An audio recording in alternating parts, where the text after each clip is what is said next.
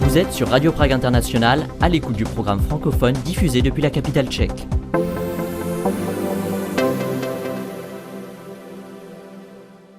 Bonjour et merci d'écouter Radio Prague International. Dernier épisode aujourd'hui de notre podcast Destin d'émigrés consacré aux femmes qui ont quitté la Tchécoslovaquie communiste des années 1960 et 70 pour la France. On écoute le récit de Kamila Leclerc, interprète, fondatrice et ancienne présidente de l'association Olga Havel France qui a mis fin à ses activités en 2002. Kamila Leclerc est au micro de Maria Sikorova.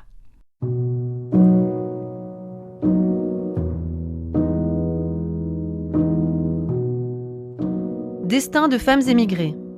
De la Tchécoslovaquie communiste vers la France. Une histoire de femmes en quête d'un monde libre.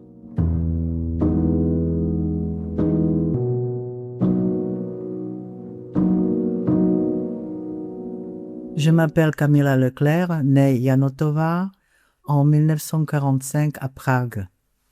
Mais j'ai vécu également à Rokycany et à Pilsen, où j'ai fréquenté l'école primaire et les cours de piano. J'ai vécu avec mes parents qui travaillaient tous les deux car à l'époque, un salaire ne suffisait pas pour nourrir une famille de 4 personnes. Ma mère travaillait comme speakerine à la radio de Pilsen. Mon père est resté dans l'armée tchécoslovaque après avoir fini l'académie militaire entre les deux guerres. J'ai de bons souvenirs de mon enfance pourtant à Pilsen. Quand j'ai été à l'école primaire, j'étais obligée de m'occuper de mon frère. Mes parents ont été absents. Maman assurait les émissions du soir à la radio de Pilsen et mon père était parti en exercice militaire. C'était la guerre froide à l'époque. Donc on ne les voyait pas du tout. Et donc j'étais chargée de m'occuper de mon frère.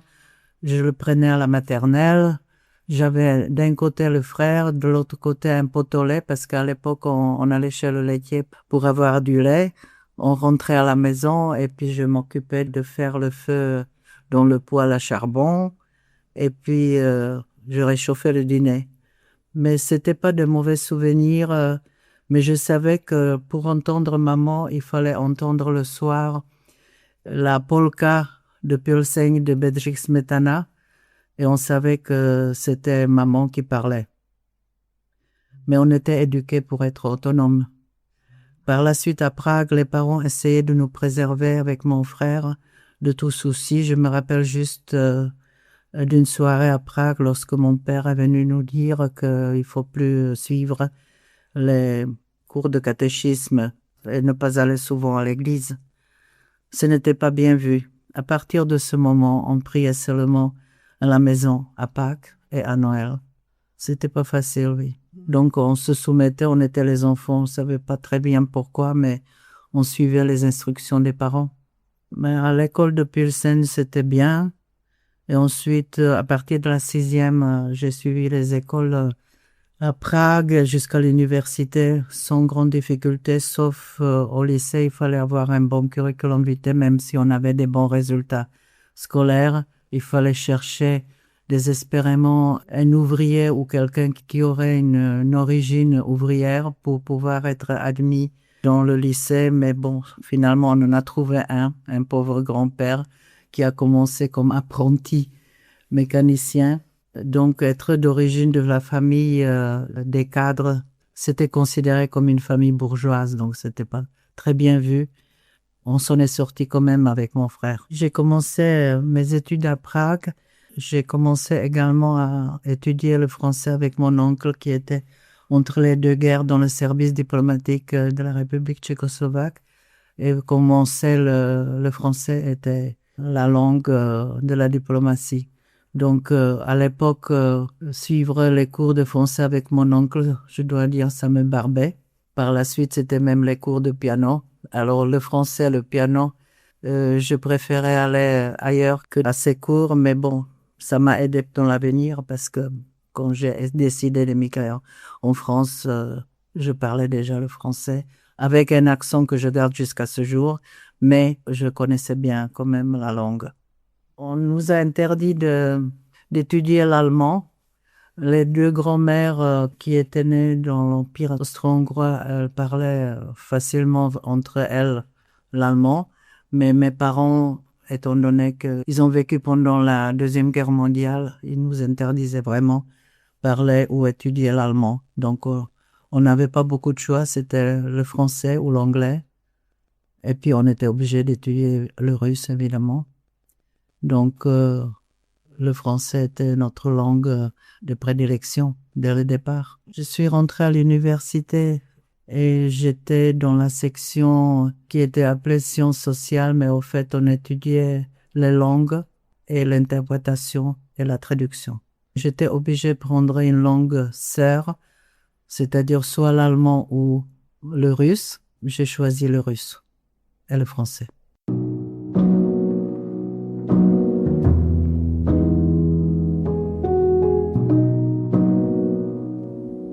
Je me suis mariée en 67, en novembre, à Prague. On voyait que justement le régime était un peu plus libre, donc c'était assez facile à l'époque. On n'avait pas de problème. Mais évidemment, j'étais dans la vague du printemps de Prague. On suivait ça, surtout nous les étudiants, avec beaucoup d'effervescence. On avait l'espoir que le régime allait changer.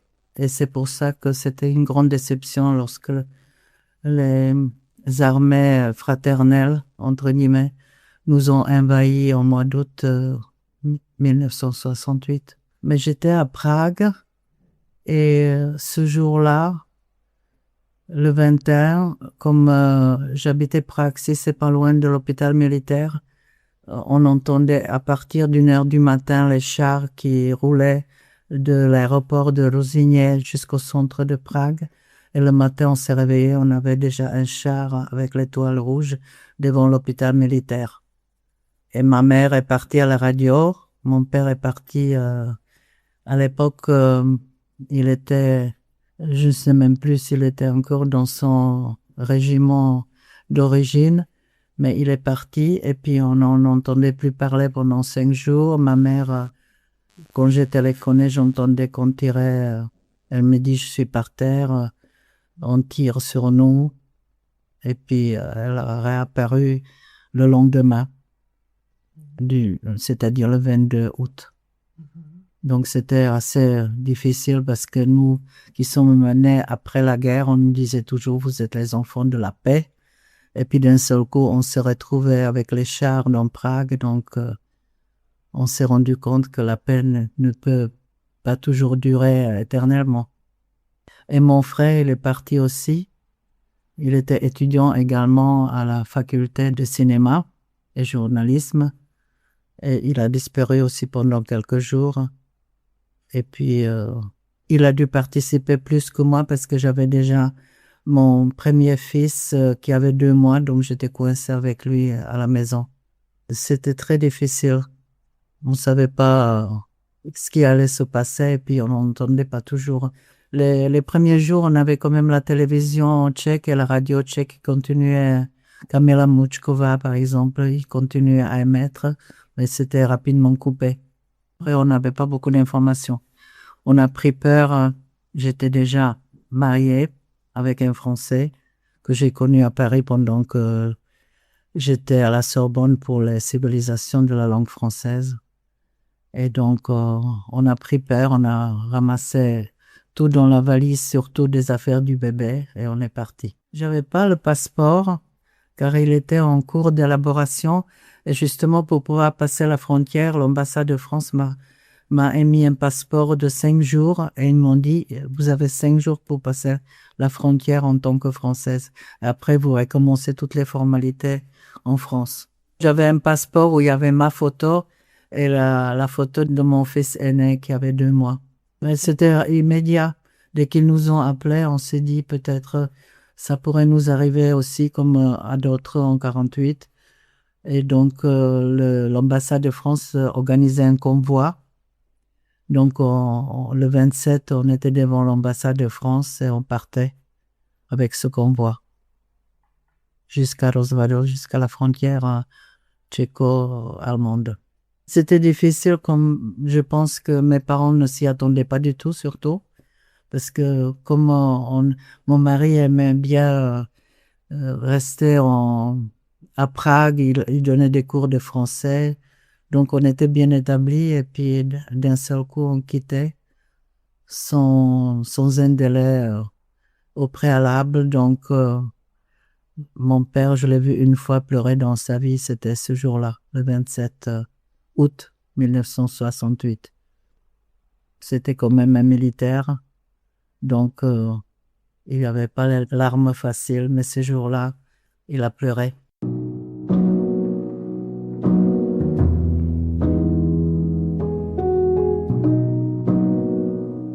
Avant d'arriver en France, j'étais 5 jours dans un camp militaire américain, parce que quand on est arrivé à la frontière, les douaniers tchèques nous ont dit que les Russes ne laissaient plus passer les véhicules de l'ambassade de France. Donc, si on voulait passer de l'autre côté, il fallait aller à pied. Les voitures de l'ambassade sont réparties à Prague et nous, on a traversé le No Man's Land. Et puis, de l'autre côté, il y avait les Américains, où je suis resté avec la famille pendant 5 jours.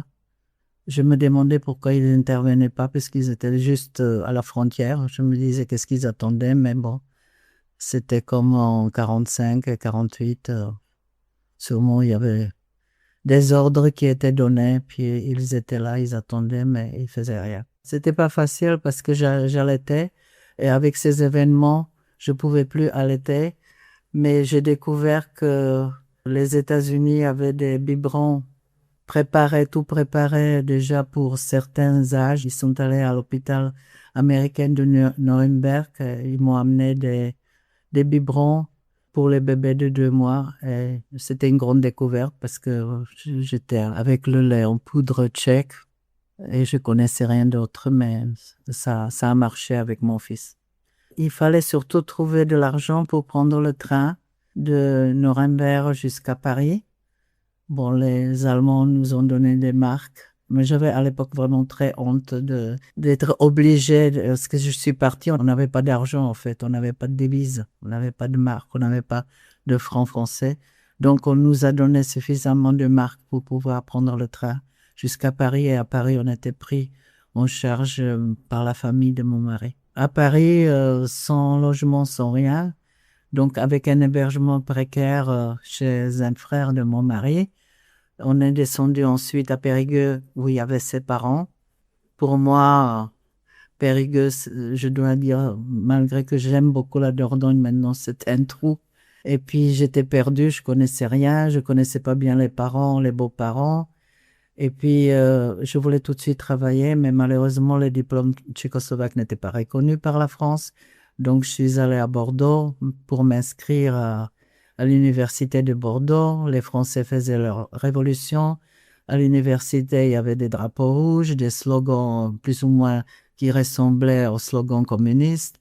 Je me suis dit où c'est que je suis tombée. Et puis en plus, l'administration marchait très mal, donc je suis revenue à Périgueux et je me suis dit il faut prendre la vie autrement.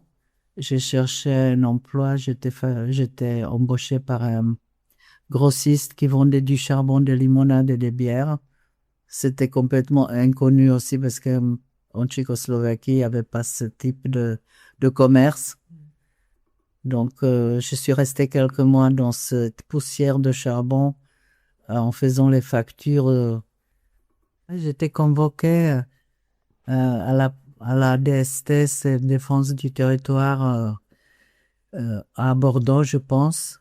Et puis, donc, je devais répondre à certaines questions et surtout leur intérêt était de m'enrôler de leur côté pour être agent, pas seulement pas agent tchèque, mais côté français.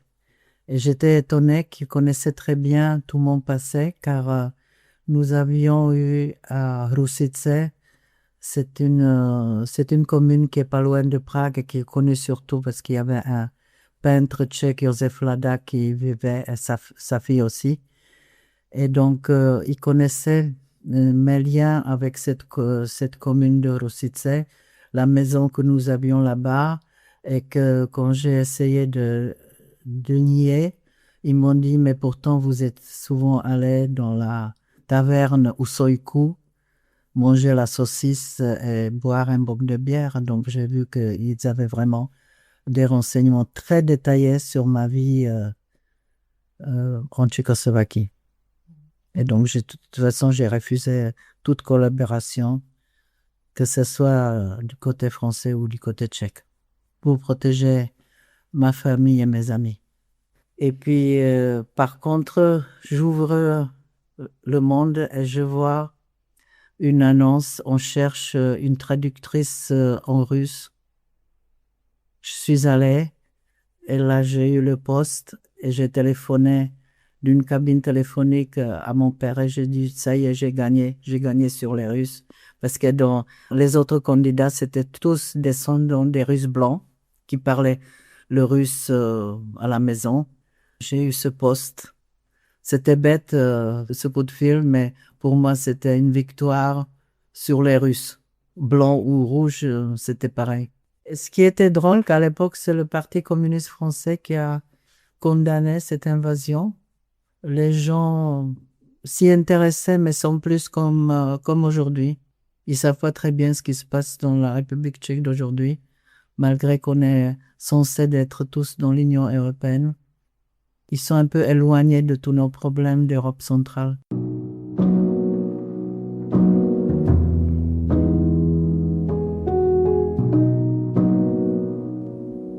J'ai eu le poste à Paris, j'ai téléphoné à mon mari à Périgueux, j'ai dit tu montes ou je redescends jamais plus. Je voulais pas rester à Périgueux parce que en tant que pragoise, il me manquait quelque chose là-bas. C'était trop petit. Malgré que Prague, c'est une ville de millions d'habitants, c'était pas ce que je recherchais. Je suis restée 13 ans dans cette entreprise qui était une filiale du groupe Saint-Gobain. Et je suivais d'autres formations dans le groupe. Donc, finalement, j'avais un poste de cadre. Et à l'époque, des femmes cadres en France c'était pas vraiment très, très courant. Donc, on n'était que deux dans cette société qui était à vocation industrielle. 2 femmes cadres, une Polonaise de Polytechnique de Varsovie et moi-même d'Université de Prague. Avec les études supplémentaires, pour reconnaître mes diplômes, j'ai eu un diplôme du commerce extérieur de l'Institut du commerce international de Paris. Curieusement, je ne voulais pas intégrer ces communautés tchécoslovaques en France. Je savais pas très bien qui était qui. Des idées ou des positions politiques un peu claires concernant... on savait pas si quelqu'un était l'agent secret de la police tchécoslovaque. Donc, je voulais m'intégrer en tant que Française. Pavel Tigrit m'a dit, tu peux venir, mais j'ai des agents de la police qui sont là, les agents. Donc, je sais à qui j'ai affaire et j'ai pas besoin de vérifier 100 fois les autres personnes. Donc, son point de vue était valable pour moi, j'y allais pas très souvent non plus. Mais je lisais évidemment Svědectví, comme tout le monde à l'époque. Mais en Tchécoslovaquie, on était quand même suivis. J'avais un dossier parce que pendant que j'étais à la Sorbonne, je voulais gagner de l'argent et puis à la radio de Paris, il y avait une section tchécoslovaque. Et donc, on m'a proposé de faire speakerine pendant les vacances d'été dans ces émissions. Et dès que je suis revenue à Prague, il y a la police secrète qui m'a appelé, qui m'ont dit, vous avez fait ce métier et vous avez parlé contre la Tchécoslovaquie pendant l'été. Et pourtant, on avait que je fasse seulement speaking pendant les émissions culturelles, mais néanmoins, j'ai vu déjà que j'étais enregistrée et je voulais pas nuire à ma famille parce que mon père étant militaire, quand j'ai migré, sa carrière militaire était complètement stoppée. Il a été lieutenant-colonel et seulement le président Václav Havel lui a donné le grade de colonel, mais par la suite. Et ma mère, elle était éjectée de la radio. Carrément. Donc finalement, je voulais pas, et mon frère en a souffert aussi, donc je voulais pas aggraver la situation familiale.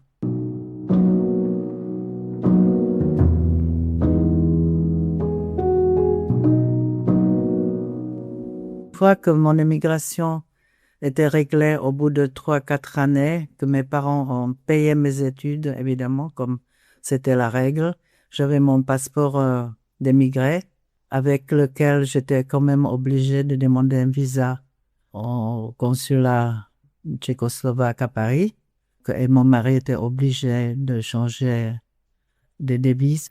Et puis, donc, on a organisé un séjour à Royan parce que mes parents n'ont jamais vu l'océan Atlantique. Donc, ils venaient pas tous les ans, mais pratiquement tous les 2 ans. Et moi, j'y allais d'abord en train, ensuite en voiture pendant des années avec les enfants qui parlaient le tchèque. Le deuxième est de 1971 et après il y a une fille qui a 45 ans. Pour leur apprendre le tchèque en France, c'était pas facile parce que j'étais isolée en tant que personne qui parlait le tchèque.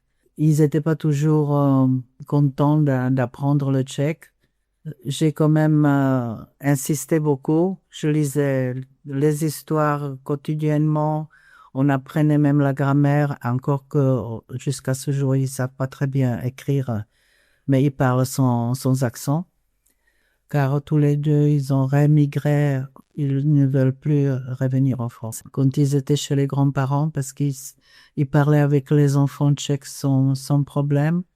Et il y en a un qui était même obligé de montrer le passeport pour que les enfants tchèques croient que c'est un vrai ressortissant français. Donc j'étais très fière parce que lui, il m'a téléphoné, il m'a dit « Maman, il faut que je prouve que je suis français. Les Tchèques ne me croient pas. » Donc j'étais contente. Avec toutes les traditions culturelles, etc. C'était pas seulement la langue, mais on faisait tout à la tchèque, surtout les fêtes de Pâques, les fêtes de Noël. Et en plus, mes parents m'ont beaucoup aidé à la naissance de mon fils cadet, car je travaillais déjà. Et puis ici, comme vous savez, les congés de maternité sont très courts. Donc ma mère a dit, tu m'envoies le fils aîné. Il est resté 6 mois en maternelle ou en crèche, je ne sais plus, tchèque. Et quand il est revenu, il a complètement oublié le français. C'est vrai, au bout de 15 jours, c'est revenu. Donc c'est là où on voit qu'ils étaient vraiment bilingues.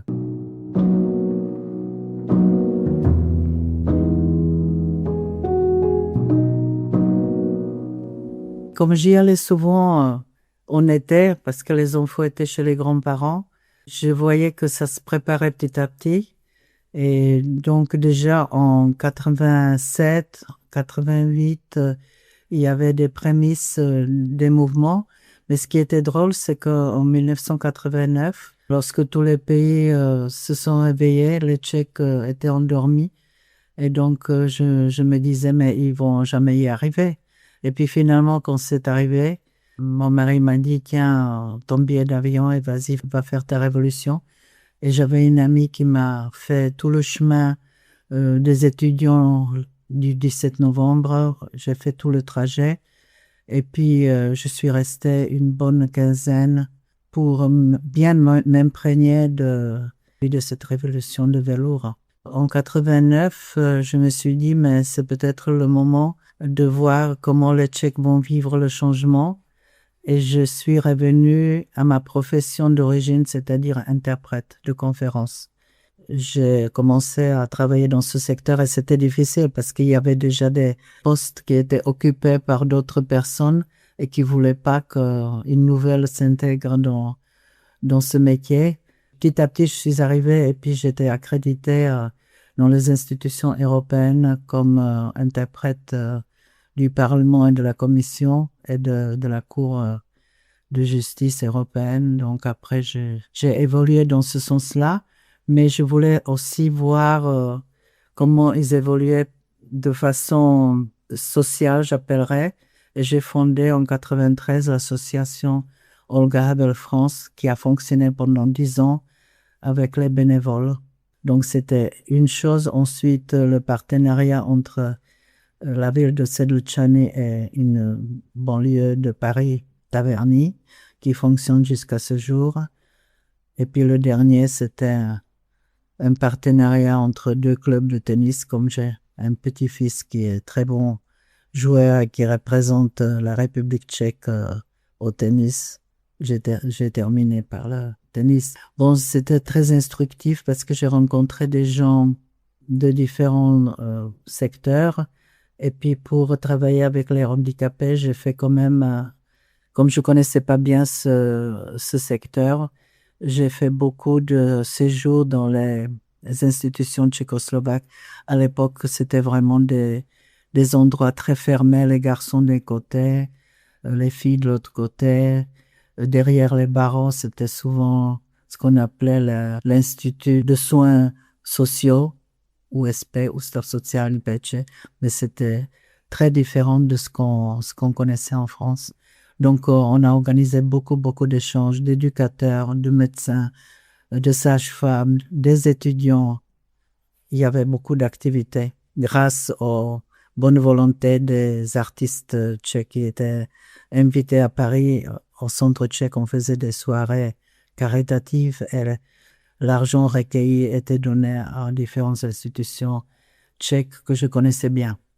J'avais quand même des petits coups de nostalgie. J'avais un médecin généraliste. Quand je venais, elle me disait « Tu as besoin d'un arrêt de maladie pour aller à Prague ?» Et je disais « Oui, c'est drôle. Je l'ai jamais dit à mes parents, mais Prague me manquait énormément. La ville, avec ce que ça comporte, les amis, évidemment, les amis des écoles, du lycée, de l'université. J'ai jamais retrouvé les mêmes amitiés en France. Mais je me sens plus française quand même, parce qu'on ne quitte pas un pays où on a vécu plus de 50 ans, ou même maintenant 60 ans. Mais il y a toujours cette année 68. 68, ça m'a accompagné quand même toute ma vie. C'était quand même une rupture totale d'une destinée, je sais pas qu'est-ce que ça pourrait être, mais en tout cas, elle serait sûrement différente de l'actuel destin. C'était un changement radical dans la vie.